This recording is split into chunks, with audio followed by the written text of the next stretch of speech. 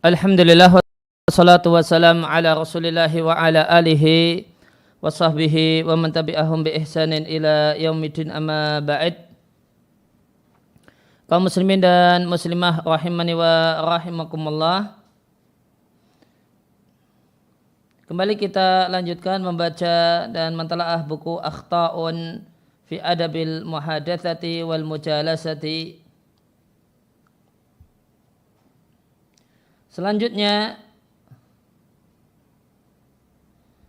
masih kita bahas tentang masalah hendaknya pembicaraan itu memperhatikan audien, memperhatikan sikon dan konteks.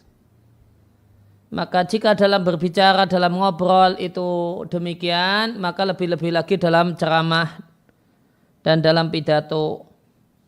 Disampaikan di halaman 29 di paragraf kedua dari bawah, sebagaimana keselarasan antara perkataan dengan akal audien, akal orang yang diajak bicara, dan kesesuaian dengan tuntutan keadaan. Ini sudah ya, berarti satu paragraf terakhir dari bawah. Walain kana mura'atu muqtada ahwali, mempertimbangkan tuntutan keadaan itu satu hal yang bagus, matluban dan dituntut min kulli ahadin dari setiap orang.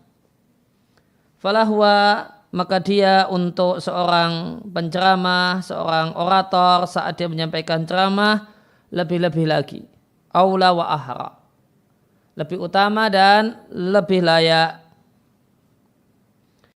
Maka memperhatikan tuntutan kondisi adalah inti berceramah dan roh dari berceramah.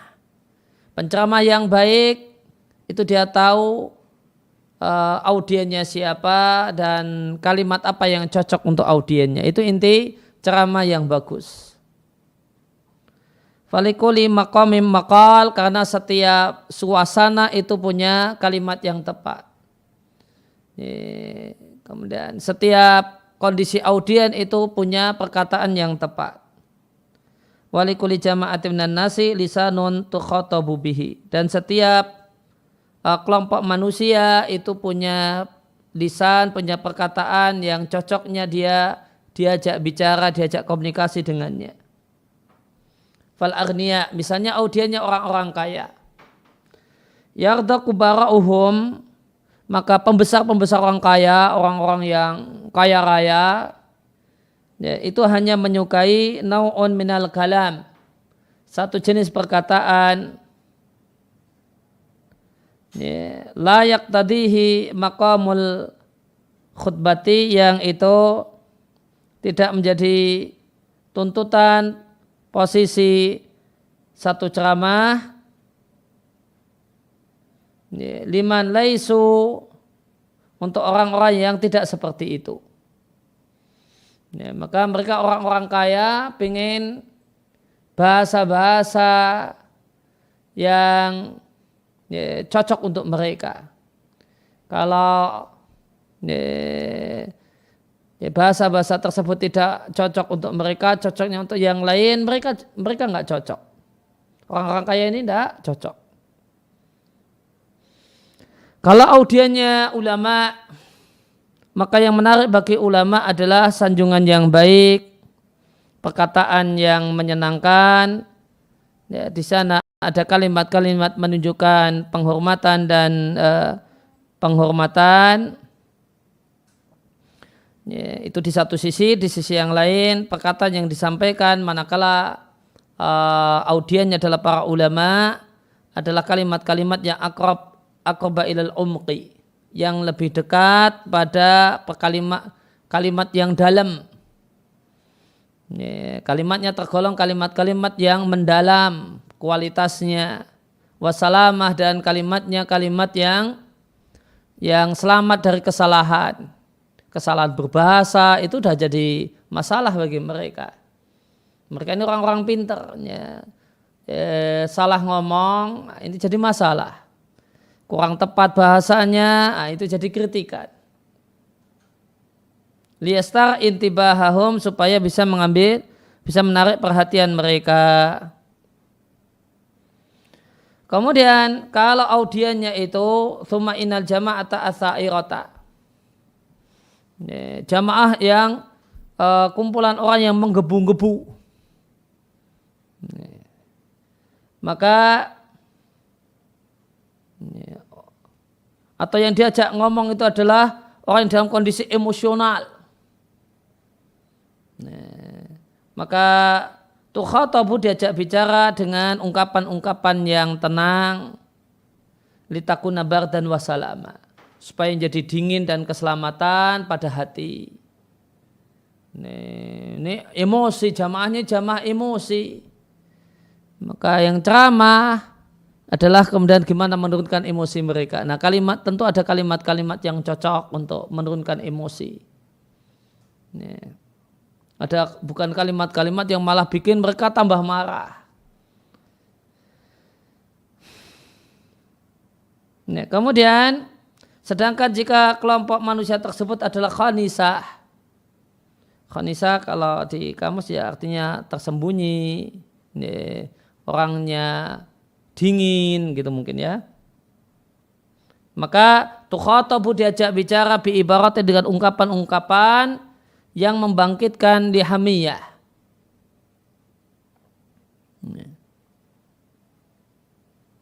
Yang membangkitkan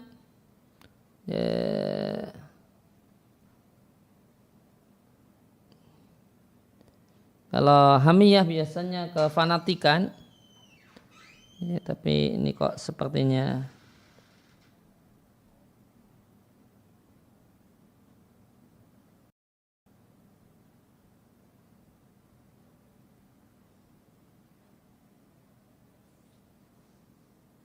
ya hamiyah kaumiyah itu fanatik dengan kelompok.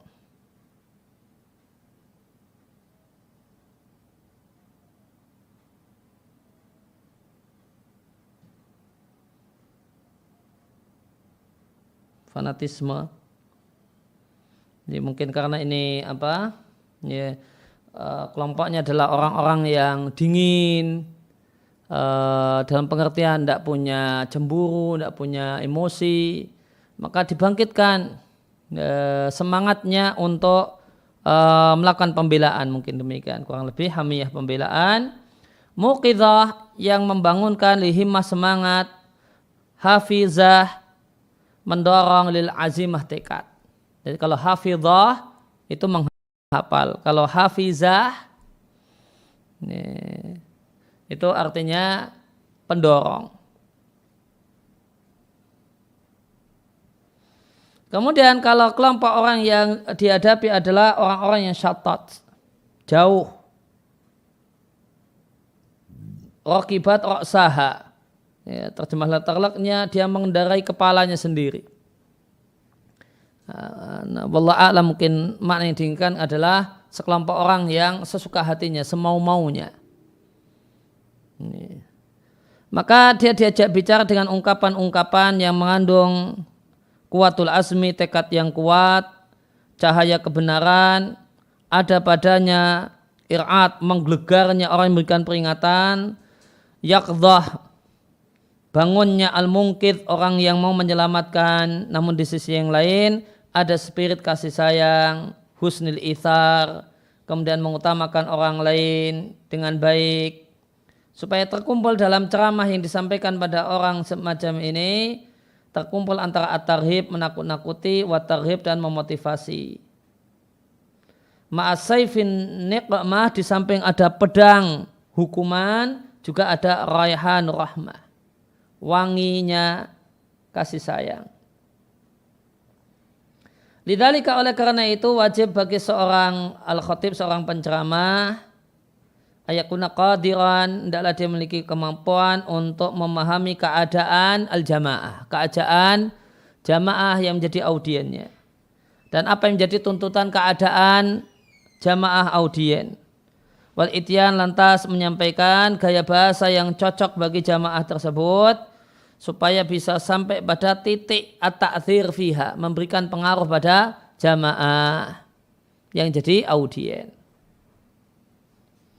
Nah, kemudian Kaum muslimin dan muslimah rahimani wa rahimakumullah, di antara adab berbicara, adab ngobrol, hendaklah kita banyak ngomong kepada orang yang senang dan suka kita banyak ngomong padanya. Jangan banyak ngomong sama orang yang malas mendengarkan omongan kita. Nah, maka ini adab yang ke-12. Maka di antara kesalahan dalam berbicara dan dalam ngobrol adalah al-haditsu, banyak ngomong di depan orang yang dia tidak suka kita banyak ngomong padanya. Dia malas mendengarkan cerita kita. Nah, maka hendaknya orang ngomong itu lihat respon dari orang yang diajak ngomong. Ya, kok responnya kok sering tengok kanan, tengok kiri, lihat jam tangan, lihat jam dinding. Ini udah nggak suka.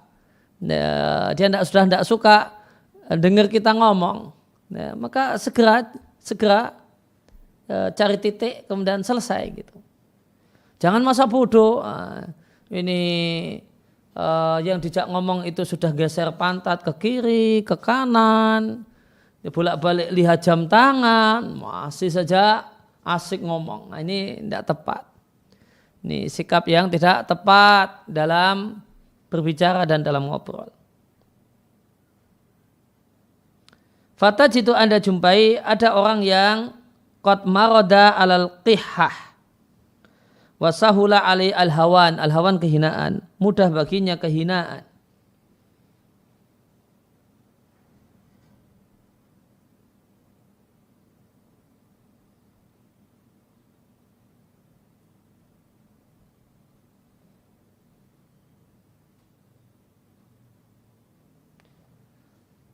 Qihah itu qallahaya'uhu, ya, sedikit rasa malu.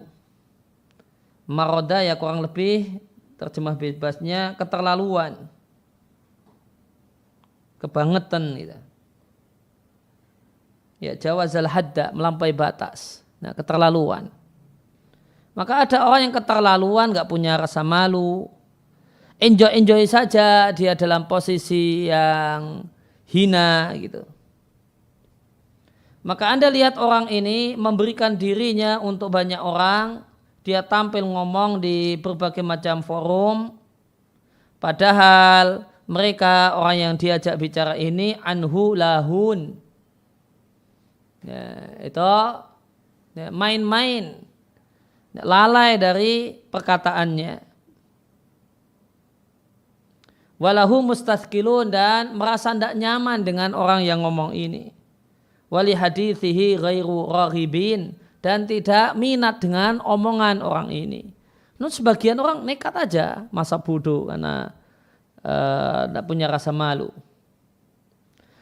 Di halaman 31, wa ma'adzalika, meskipun demikian dia tahu orang yang diajak bicara itu tidak nyaman. Geser pantat kiri kanan, berulang kali lihat jam, tengok kiri tengok kanan. Namun tetap saja orang ini yastamiru, terus menerus dengan kebodohannya dan dengan tindakannya yang keterlaluan itu, ghai, melampaui batas.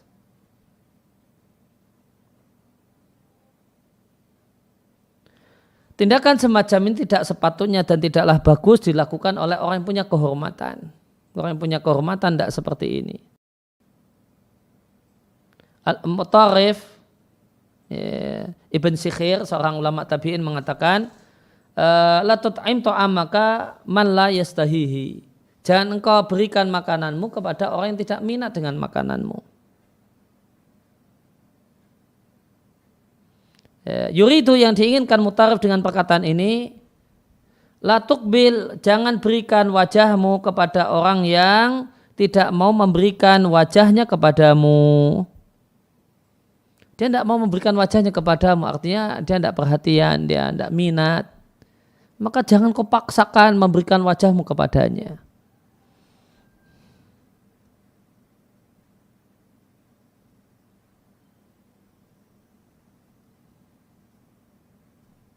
Nah, kemudian Abu Abbad mengatakan, sepatutnya bagi orang yang lil muhaddis, bagi orang yang menyampaikan satu perkataan, idza angkara minas sami', jika pendengar itu menganggap aneh, ya, atau dia menjumpai sikap yang aneh minas sami' dari pendengar,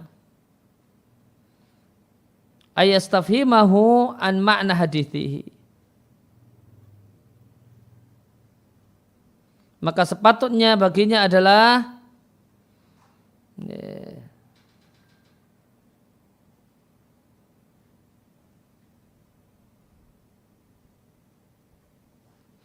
ayastafhimahu, bertanya kepadanya tentang makna perkataannya.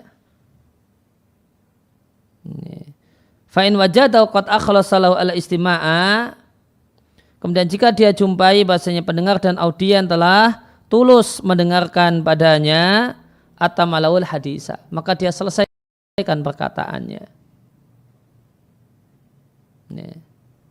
Maka ketika melihat kok ada respon yang tidak baik, maka ditanyakan, apa ada yang bermasalah dengan apa yang saya sampaikan? Adakan dialog, tanyakan apakah ada yang bermasalah, ada yang ditanyakan.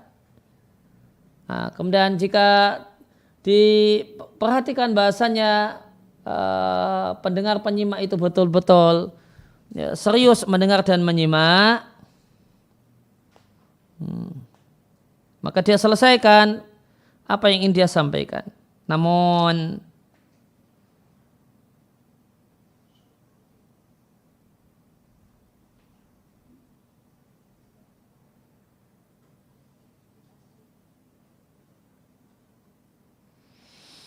wa in kana lahian anhu, namun jika malah main-main, tidak memperhatikan dirinya, dan si pendengar itu tidak memberikan kepada pemateri husnul istiqbal, perhatian yang baik, dan dia tidak mendapatkan manfaat, mendapatkan kenyamanan dari pemateri, dan pemateri melihat, telah mengetahui adanya su'ul istima', mendengarkan namun mendengarkan yang tidak berkualitas, su'ul istima' wa taqsir, dan tidak memberikan semestinya fi haqqil muhaddithi, hak orang yang berbicara. Ya, maka dalam kondisi demikian, ya maka ya sudah, jangan dilanjutkan apa yang ingin disampaikan. Karena orang yang dijak ngobrol ini main-main, dia sibuk dengan gadgetnya, dia sibuk dengan HP-nya, maka tidak perlu berlama-lama ngobrol bersamanya. Dia tidak menginginkan mendengarkan apa yang cerita kita, perkataan kita. Waqal Abu Abad mengatakan, semangat orang yang menyampaikan, semangat pemateri, semangat orang yang berbicara itu berbanding lurus dengan pemahaman si pendengar. Jika pendengar ini memperhatikan, maka pemateri pun semangat menyampaikan. Namun jika pendengarnya itu sudah loyo, sudah capek menyimak, hanya sibuk dengan yang lainnya, ya, maka semestinya maka pemateri juga jadi loyo. Normalnya demikian. Kalau demikian ya sudah, segera saja diakhiri, tidak perlu lama-lama dipertahankan. Nah, ini sebagaimana perkataan sahabat Nabi Abdullah bin Mas'ud radhiyallahu taala anhu, beliau mengatakan, hadithin nasa ma hadda juga bi asma'ihim. Sampaikan, silakan bicara kepada banyak orang selama mereka memperhatikanmu dengan pendengarannya. Hadda juga, catatan kaki 4, ay wajjahuha nahwaka. Mereka tujukan pendengarannya kepadamu, dan mereka masih memperhatikanmu dengan penglihatannya. Namun fa idza ra'aita minhum futura, jika engkau lihat mereka itu sudah loyo, sudah lemes untuk memperhatikan dan menyimak, fa'amsik, ya sudah, berhentilah untuk berbicara.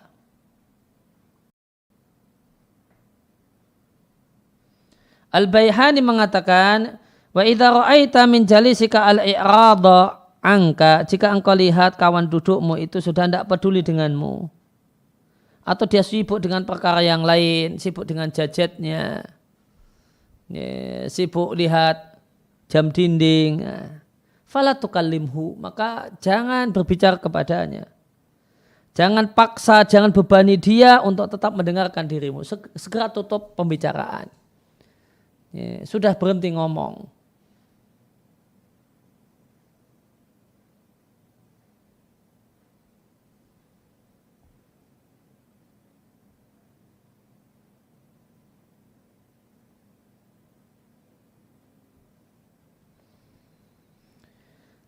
Qala ahaduhum, ada seorang penyair yang mengatakan, yang menyebab ada samaniyah, ada 8 yang menyebabkan as-saf'a fid dunya.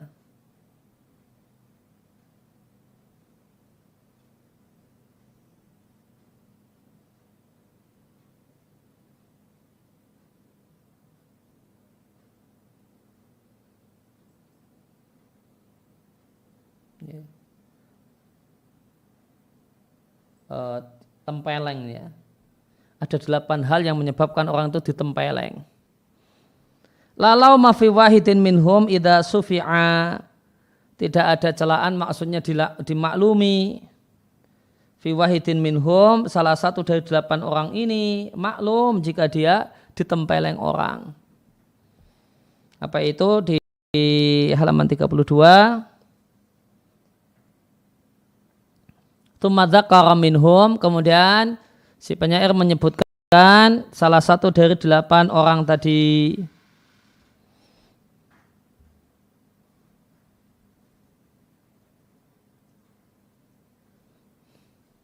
Yang pertama adalah muthifun, orang yang memberikan bingkisan, bihadisin, dengan perkataan ghairi sami'ihi, orang yang tidak mendengarnya.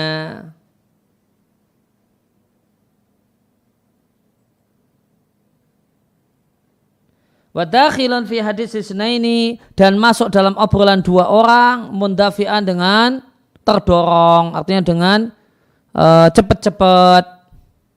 Ada 2 orang asik ngobrol, langsung nimbrung, gitu, langsung. Mundafi'an, langsung nimbrung. Padahal ya awalnya tentu kalau ada 2 orang ngobrol kita mendekat, nyimak dulu gitu.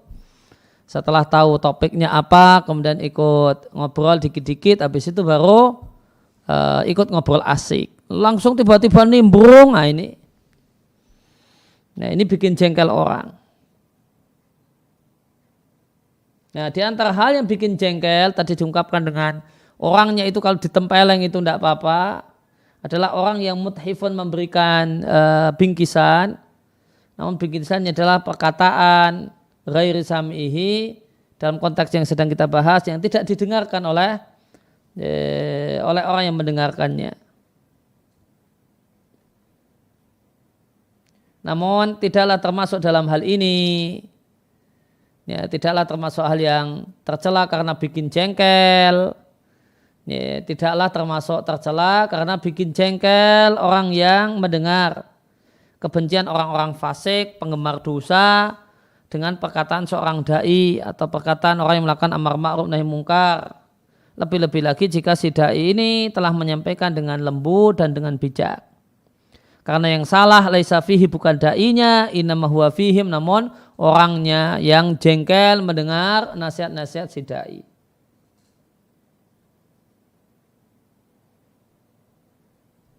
Wa ma'alal ambari al-fawahi, ambar itu di sini adalah sejenis gaharu atau cendana yang fawah, yang demikian harumnya. Min harajin, salah. Ya, kayu ambar itu tidak salah. Gara-gara apa? An mata min syamihi zabalu wal ju'alu. Jika kumbang itu mati penciumannya. Jual ya sejenis kumbang.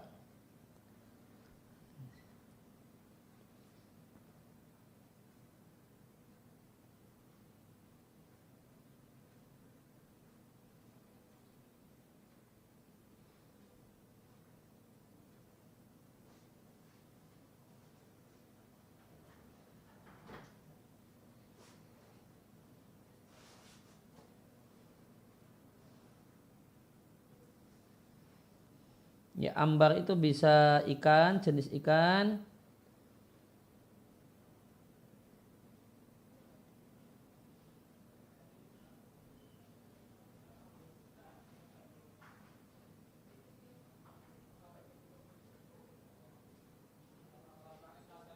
Ada minyak ambar, minyak yang diambil dari ikan ambar.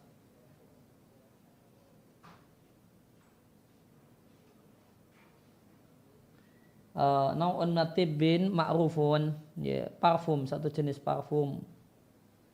Mautinuhul bahar, yang tempatnya ada di laut. Yang ada yang bilang itu diambil dari perut hewan laut. Ya, maka fawah itu artinya semerbak wangi. Itu min harajin tidaklah salah.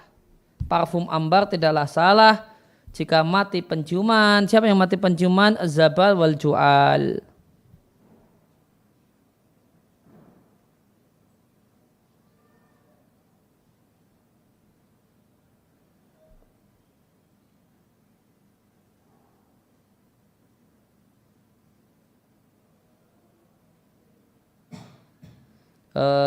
Zabal itu ini orang yang suka mengumpulkan sampah dan sisa-sisa makanan di jalan-jalan, pemulung atau ya, maka pemulung itu bisa kemudian bisa asik bongkar-bongkar sampah ya karena sudah mati daya penciumannya. Nah, maka parfum ambar yang dengan demikian wangi nggak salah gara-gara ada orang yang mati penciumannya. Dan dia adalah sejenis tukang sampah.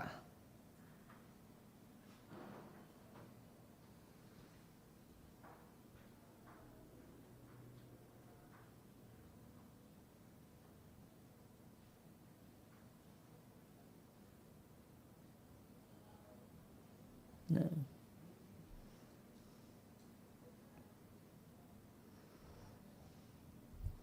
Ya, kemudian adab yang ke-13 ya, atau kesalahan yang ke-13 adalah mengulang-ulang perkataan yang tidak diperlukan. Fahada, maka ini adalah di antara kejelekan berbicara dan itu menyebabkan al-malalah, kebosanan orang yang mendengar. Yuli itu menyebabkan samah bosan. Ya, maka ada orang yang punya kebiasaan menyebutkan satu peristiwa atau satu kisah di satu majelis yang sama sampai beberapa kali. Padahal itu majelis ngobrol yang sama. Ngobrol 1 jam, ceritanya tadi di awal obrolan sudah cerita, tengahnya cerita lagi, di akhir masih cerita lagi. Dan ada orang yang mengulang-ulang perkataannya dan itu kathiron, sering mengulang-ulang perkataannya tanpa ada faktor yang membolehkannya. Dan ini satu tindakan yang menyebabkan rasa itu tamujuhum, muju itu muntah. Ya, kata orang jangan lepeh. Ya, sehingga zauk rasa orang itu, ya, perasaan orang itu tidak menyukainya. Wal adzan dan telinga itu tastaku min sama'ihi. Ya.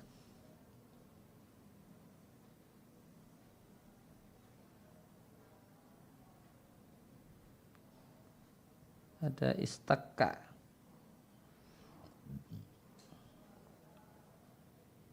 Tersumbat. Dan menyebabkan telinga itu tersumbat untuk mendengarkannya. Muhammad ibn Sabih yang terkenal dengan sebutan Samak berkata kepada budak perempuannya, apa pendapatmu nasihat yang kuberikan pada banyak orang? si budak mengatakan bagus, tapi Anda mengulang-ulanginya. Muhammad mengatakan aku ulang-ulangi supaya faham orang yang belum faham. Kata si budak, ya sampai orang yang lamban pemahamannya bisa paham, namun jadi tidak nyaman bagi pendengaran orang yang cerdas. Satu ketika Ibnu Abbas itu ustu'ida ay tolabamun i'adah, diminta untuk mengulang hadisan perkataannya. Maka respon beliau, laula anni akhafu an aghadda, seandainya bukan karena aku khawatir itu akan menutup keindahannya. Halaman 33.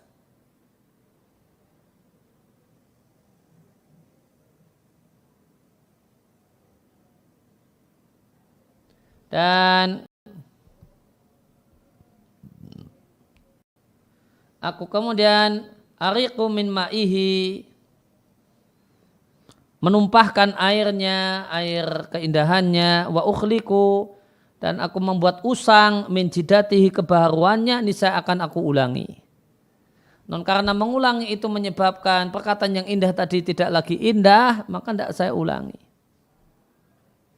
Abu Tamam menggambarkan, mendeskripsikan qasidahnya. Qasidah itu syair panjang.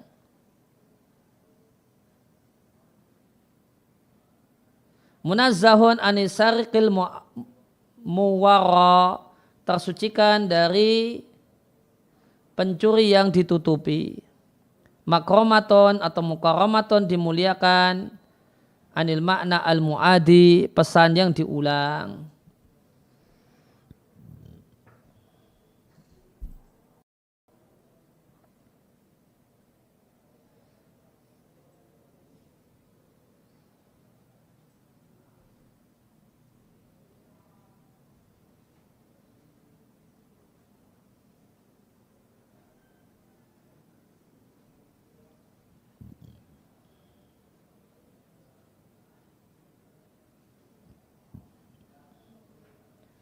Sarik itu bisa artinya sembunyi, mustatiran, sama dengan muwara, ya. Tersamarkan dari pesan-pesan yang tersembunyi dan termuliakan, yaitu tersucikan dari pesan yang terulang-ulang. Waqala al-akhar, penyair yang lain mengatakan, idza tahaddasta fi qaumin, jika Anda menyampaikan perkataan di tengah-tengah sekelompok orang untuk membuat nyaman mereka, minal hadisi, berupa perkataan bima yamdi wa mayati, dengan yang berlalu, yang berjalan, wa mayati, dan yang akan datang, jangan diulangi perkataan itu.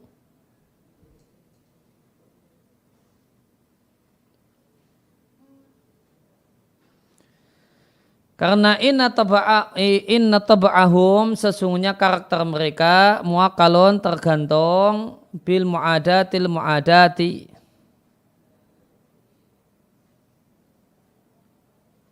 ya, dengan mu'adah itu permusuhan, al mu'adat, ya, sesuatu yang diulang. Ya, intinya ya jangan diulangi gitu. Fala tukar hadisan, ya, itu intinya, jangan diulangi. Nah ini pada dasarnya di sini sampaikan adab dalam berbicara cukup sampaikan sekali, jangan diulang-ulang. Tapi amma idah tija ila takrari, yang betul bacanya takrar bukan tikrar. Nah jika diperlukan untuk diulang, dan dengan mengulang itu ada tambahan pesan, tambahan faedah, dan pengulangan itu tidak sampai menyebabkan batasan bosan, fala ba'sa bih, maka tidak mengapa. Bahkan inilah sikap Nabi ketika beliau melihat perkataan beliau tidak ditangkap dengan baik, maka beliau akan ulang perkataannya. Ya, demikian yang kita baca kesempatan siang hari ini. Wassallallahu ala nabiyina Muhammadin wa ala alihi washabihi wasallam. Wa ruda'ana anil hamdulillahi rabbil alamin. Baik, ada beberapa pertanyaan Ustadz yang akan kami bacakan. Yang pertama, Assalamualaikum warahmatullahi wabarakatuh. Waalaikumsalam warahmatullahi wabarakatuh. Izin bertanya di luar tema Ustadz. Barakallahu fikum. Waalaikumsalam. Apabila seseorang mengatakan, ya Allah, saya berjanji tidak akan tidur setelah sholat subuh lagi, lalu dia melanggarnya, apakah harus ada kafarohnya Ustadz? Kalau harus ada, bagaimana Ustadz? Jazakumullahu khairan. Ya, kalimat ini ya patut untuk ditelaah apakah bisa tergolong nadar ataukah tidak. Kalau nadar ya maka ada kafarahnya.